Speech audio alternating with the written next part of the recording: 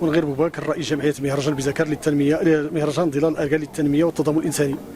يشرفنا اليوم افتتاح النسخة السادسة من هذا المهرجان اللي يضم مجموعة من الأنشطة المهمة، فيها ندوات وفيها مجموعة من المعارض الجهوي للفلاحة الذي يعرف مشاركة أكثر من 35 تعاونية من مختلف مناطق المغرب وخصوصا من جهة كرميم ودنون، تعاونات نسائية تعرض منتوجاتها المجالية.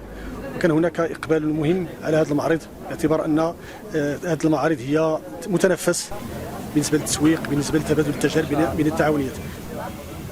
معكم أوبلا مبارك رئيس تعاونية التروة بالله جماعة عيد الرخاء إقليم سيدي إفني. احنا كنديروا عملوا بالزيت الرقان، عملوا بالزيت الزيتون، عملوا عادي، كنديروا سكسو الخماسي، السكسو العادي. السلام عليكم، معكم سعد بوهايت وزان.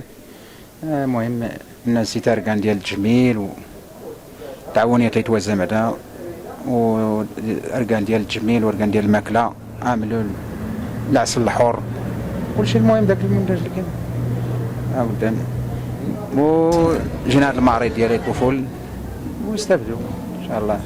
السلام عليكم، معكم تعاونية الرقابي. المقر ديالها كاين في القصابي تاكوست. شاركنا في ظلال الأركان، في مهرجان ديال ظلال الأركان. شاركنا بالمنتوجات ديال زيت الأركان وآملو، وعندنا حتى الزيوت. وشكرا لكم.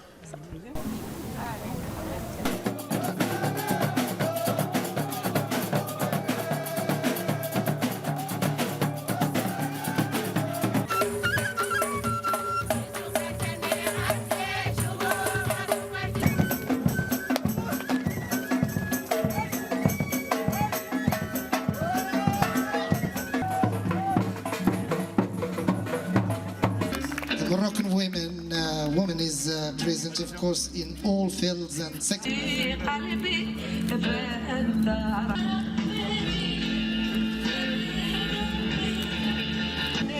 وطبعا ضيوف هذه الدورة ضيوف من الوزن الثقيل الولاية.